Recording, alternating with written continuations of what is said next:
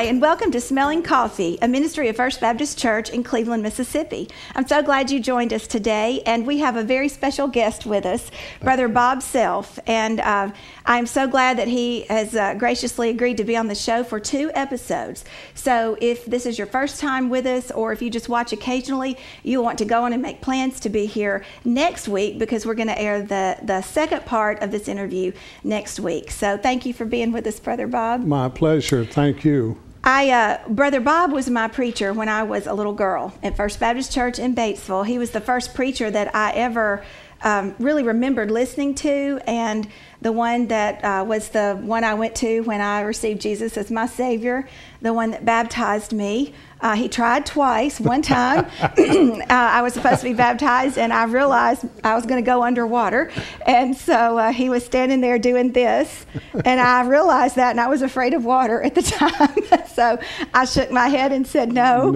And so it took me 3 years of swimming lessons to be able to be baptized. That was so funny. I loved it. But finally, he baptized me. And as we always introduce an episode with a coffee cup, I pulled this out of our church kitchen, because when I think of Brother Bob, this is one of our church kitchen china pieces, and I think of church. This is what I associate with Brother Bob, but he's got such a wonderful story that's beyond church and God's faithfulness beyond church. So I want to read Lamentations 3, some of my favorite verses, and then I'm going to just let Brother Bob share with us about God's faithfulness and what God has done in his life. These are my favorite verses. This is from the Amplified Version.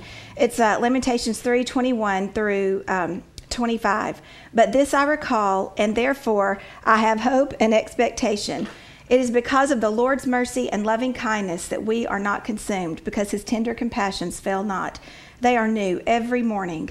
Great and abundant is your stability and faithfulness.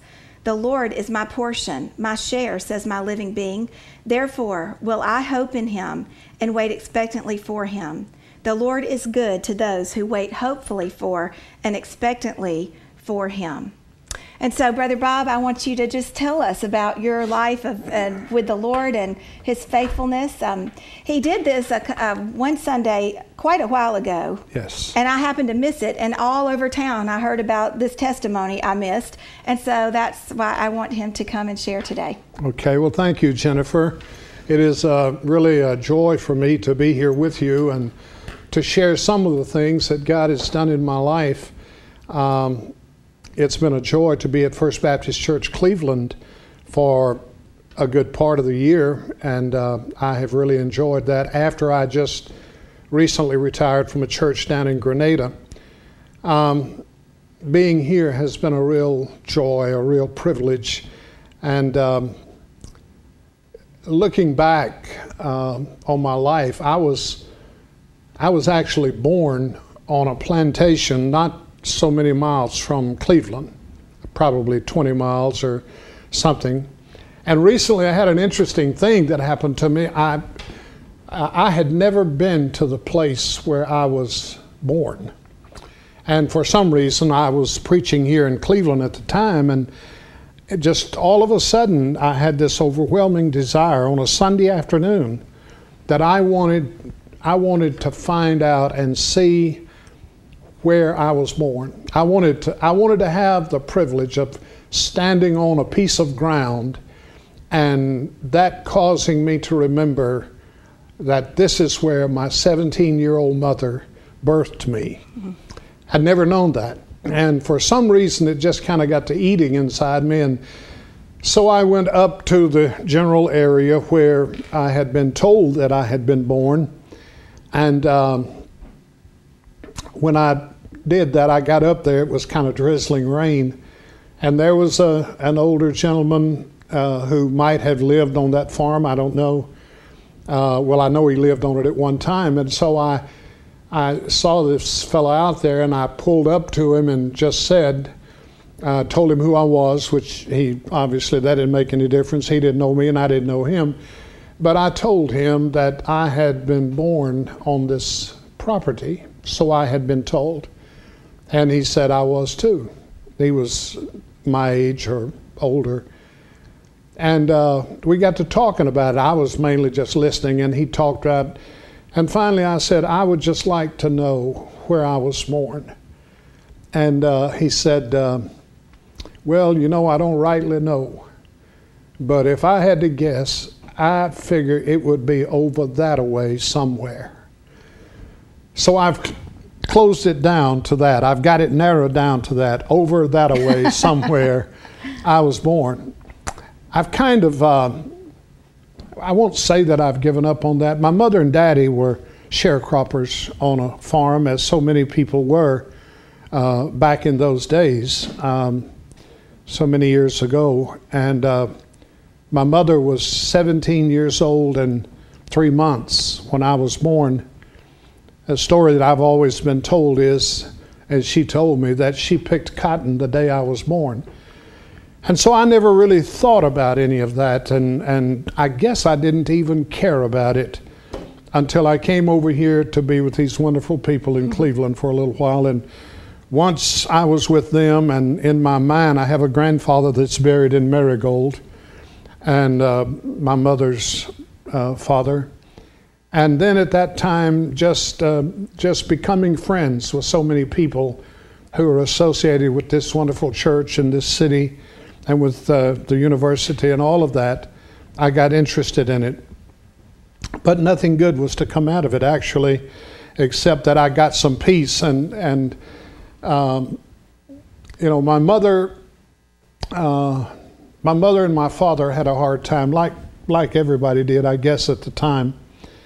And as I thought about all that what it must have been like as kids to bring a child into the world, and you live in some kind of a shack, and you pick a little cotton, and that's about all your life is. You have no hopes. You have no background. You grew up in such poverty. You had no studies. And I've found out as much as I could about my mother and my father's situation. And it was kind of a heartbreaking thing. But let me tell you a neat thing that God did out of that. I already knew this. I mean, I have been a pastor for 52 years. In the context of this, I was lying on my bed at home. I went home from having been over there on that particular day trying to find something out. And then I drove on home, and I have to confess to you that I was a little bit upset. And as I drove home, once I got home, I just laid down on my bed, and football was just getting started, professional football. So I laid down, some game came on. I really wasn't interested, but in the context of watching that game and having had the kind of day that I had had, I remembered God just spoke to my heart.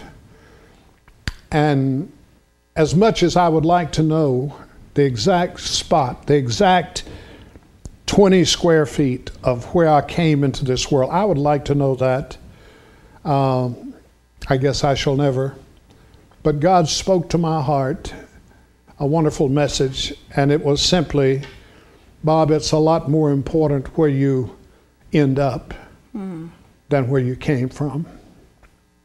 I came pretty much from nowhere. My family pretty much came from nowhere. But you know, if I'd had everything I needed, I don't know if I'd ever felt a need for Jesus in my life. Amen. And I'm thankful to say that I had a spiritual background. We moved from here when I was just, 2 or 3 months old. My parents carried me to Carroll County, to Vaden, Mississippi, and then to West, where we lived until I was 5 years old. And then the government came out with some sort of program where they divided these large tracts of land up into 50-acre farms. And my father and my grandfather each managed to get one of those. I'm a farmer today, but I farm 50 acres. I did not know that. That's not much of a farmer. But I have a friend that farms it for me, and all I do is just say, when's the check coming? Okay. He takes care of everything. But we moved there, and I have four siblings. My mother died at 63 years of age. I preached her funeral at her request. Didn't think I could do it, but because she wanted it and my father insisted, I did it. And then not long after that, my father died. And of course, before he died, he said that I had to do his. So, oh, how hard. So I lost both of my parents and preached their funerals, as I did two of my grandparents. But we moved to a place called Horseshoe in Holmes County. It's between Greenwood and Yazoo City, and that was home. Went to school at Chula from first grade to getting out of high school. Enjoyed being there, but glad I'm not there now. I'm glad I'm doing something else now. Mm-hmm. Okay. Well, so that was your growing up. How did you transition from that into being called into the ministry? All right, if I may, can I do a little thing before we go to the ministry? Okay. Sure. Because it connects. Okay. My grandfather lived in that next house down the road from us, gravel road, all of that. My grandfather self was a little bitty man. He was about 5'4", 5'3", and had had a stroke when he was in his 40s. Limped most of his life, of my remembering, most of it, almost all of it. My mother and father, like so many, had some trouble in their relationship, but it didn't last long. My father, what really happened is my father was drinking alcohol, and it was taking a toll on the family and his relationship with my mother. Mm-hmm. And so they ended up splitting up, and they stayed split up for about a year, as I recall it. I was 9 years of age. Okay. At that time. We came home on the school bus. We had this country school bus, and we came home on the school bus, and I got off the bus, and I looked up, and my little old grandfather was limping coming up the road. And he got there about the time the school bus got to my house, and I went in the house, and he called me back, and he said, he told me, he said, your mother and daddy are having some problems.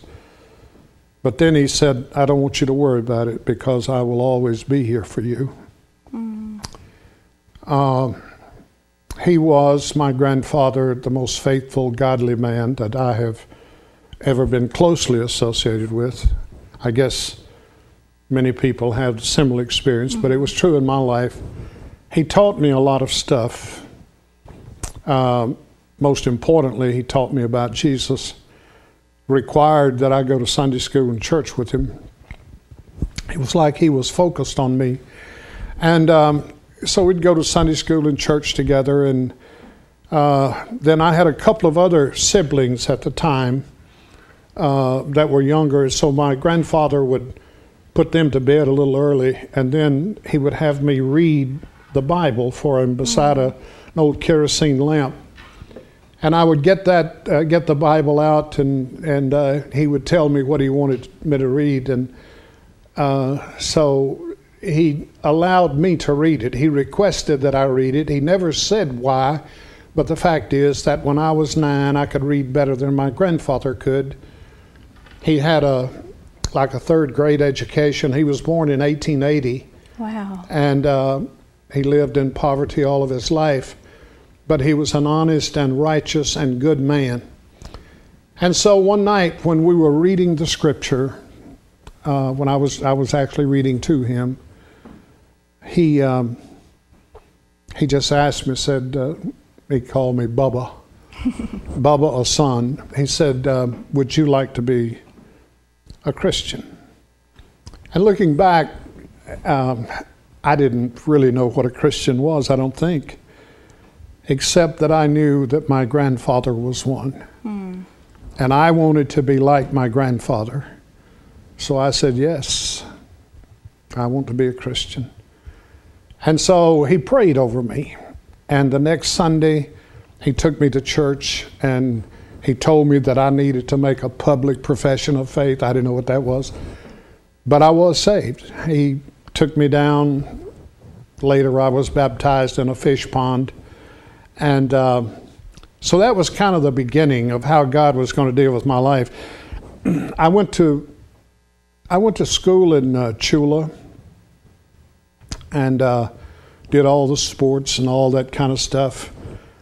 And there was a point of time in that when my grandfather said to me, "You're going to be a preacher." Well, in my little church at Horseshoe, back in that day, being a preacher wasn't a real joyful thing. You know, it seemed to me that they would get them and keep them for a little while, and they would love them, and then they would say, "Well, it's time to change." So my grandfather, when I was a teenager, my grandfather said to me, "You're going to be a preacher." I prayed about it, and God's just told me you're going to be a preacher. And I said, God's not going to call me to preach. So we had this ongoing disjointing because I was so turned off by what I had seen and experienced in my experience with ministerial situations. I don't know that I ever ran into a minister that was evil or anything, nothing like that. But I just knew that it just wasn't the thing for me. I didn't want people having Bob's Self for lunch on Sundays. It's a hard calling to be in the ministry. Yeah, I wouldn't trade it for anything. I tell people whenever I tell them this, I say, "Oh, you should have said, oh, you don't look that old." But I am concluding my 52nd year as a pastor. Oh, you don't look that old. That's exactly the way you're supposed to respond. Thank you. Bless you. Thank you. But anyway, my grandfather won out, I guess. When I left home, I went to junior college 2 years to Holmes. And I didn't go to class. I didn't do anything. They gave me enough D's. Back in that day, a long time ago, they would do that. They gave me enough D's to keep me eligible to play football. So I played football for a couple of years, and then one day I just looked, and I had D's. Well, I had been recruited to a university, meaning they came and talked to me and said, "We want to give you a scholarship." But then they came back in a couple of weeks and said, "We can't give you a scholarship. We can't even get you in school. You didn't go to class enough to qualify to get to go to school." So it was kind of bad. And so I wasn't going to get to go anywhere to play ball or do anything. And then I learned at that point they required, in real schools, they require you to go to class. So I decided I'm not going anywhere in a hurry. So I decided that I was going to be in the Air Force because somebody was going to give me orders and I had to obey them. And I came on my own. I thought I needed that. So I joined the Air Force. The day I left for the Air Force, my father was driving me to town to catch a bus to go to Jackson, to end up going to San Antonio and going through training. And 4 years later, I did that in reverse. My grandfather came limping up. We had an old Ford pickup that my dad was taking me to Chula in to catch the Greyhound. And as we were getting ready to pull away, my grandfather limped up to the truck and put his arm around my neck and hugged my neck. And he looked at me and he said two things. He said, "I'll probably be dead when you get back." That was very encouraging. He wasn't, but he said, "I guess I'll be dead when you get back." And he said, "I just wanted to tell you so you wouldn't forget. God's going to call you to be a preacher." So the last day that I was at home with my grandfather before going to the military, he said I was going to be called to preach. So it took a while, but it happened. All right. Were you in the military or were you out? I came home. Nancy, my late wife, Nancy, and I met when we were 12 years of age. And we got married when we were 22. Oh. And so she was a great encouragement to my life. So I decided, I was overseas in Central America working in an underground bunker, where we had crypto and security for the Panama Canal and air traffic control and all of those kind of things underground. And so Nancy and I reconnected. And so I hadn't been home in 2 years, so I got me a little leave to come home, and I had about 2 weeks maybe. And so I came home and I went by my mom and dad's and shook hands and hugged their neck, and then I went to, Nancy was teaching school in Pascagoula. So I took off to Pascagoula, and we had us a date or two, and I said, I want to marry you. I want to be married to you for the rest of my life. She said, that's a good idea, but not now. I said, yeah, now. I said, I work underground. That thing could cave in on me. I won't go ahead and get this done. So long story short, we were separated all that period of time, and then I came home and I finally talked her into getting married. And the deal was that we weren't going, once she decided to marry me, we weren't going to tell her parents, but we were going to tell my mother. And then when I got home from overseas for good, which was going to be another year and a half, a year and a half later, we were going to get really married. Well, we kind of agreed on that. And so when I finally got her to say yes, I only had 4 days left, and I had to be back overseas. And so that was back in the day where you had a three-day waiting period to get your license.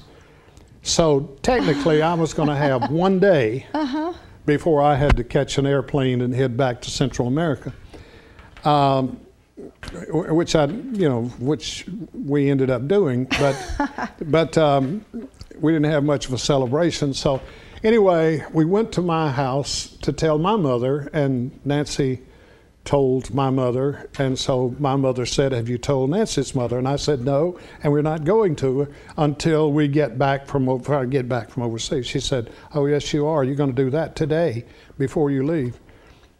So I went to speak to her mother, and her mother, when I told her that Nancy and I had gotten married, her mother started like a death scream. And she said, I dreamed something real bad was going to happen, and it has. That was my greeting into the family. Now, I want to tell you that we overcame that. I wish I could tell you we overcame it the next day or a year later. But in about 15 years or 20 years, we kind of overcame that. I wasn't much of a catch, I have to say. I wasn't a minister or anything at the time. Nancy and I were married, and I had just gotten out of the service, and so we went to a worship service in Escataba, Mississippi. Bet you can't spell it. I've never even heard of it. I can't spell it either. But it was a church down on the Gulf Coast at Escataba, and we were sitting on the back row. Our pastor, God had spoken to me just before I got out of the Air Force. I remembered it was just before Christmas, the last Christmas I was overseas. And Nancy sent me a Bible with my name on it. And when I opened it up and looked at it, I started crying because I knew that God had been dealing with my life and that I was not open to it, that I had been in open rebellion against his wishes for me. And but I still didn't make it anything public. And I got out of the service about 3 weeks or a month later, and came home. And Nancy and I went to a revival service at Escataba.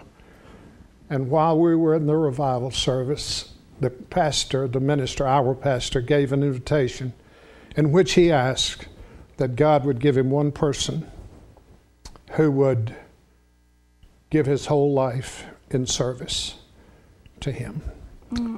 And it was as though I was the only one in the building. I didn't walk down. I have never in my life stood before a congregation and did all of this stuff about, I need to be licensed because I'm going to be a preacher. I just knew. And I was sitting there, and I'm not sure what my facial expression was, but Nancy kind of pulled up against me, and I looked down at her, and I whispered to her, I think God has called me to preach. And she whispered back and said, I know he has. I've always known it. Oh. And so she held my hand and whispered and said, I will go with you for the rest of our lives if you go into the ministry. And I will continue to teach so you can get an education. And so I started then. That's 1961 in March. And God has borne great fruit from that. Yes. Well, this is the end of our first episode. Okay. We're going to wrap this up today, but I hope you will join us next week. And you can also go on YouTube and look for Smelling Coffee TV, and you can find these episodes there eventually. So thank you for being with us, and we're going to keep taping. And thank you for joining us today at Smelling Coffee TV, where we always seek the aroma of the knowledge of Jesus Christ in every place. I hope you'll join us next time. And if you need information about our church, check out underthesteeple.com. And you can also find encouragement and lots of areas of living and life and love and faith and food and family and all kinds of things at my blog, smellingcoffee.com. Thank you, and God bless you, and we'll see you next time.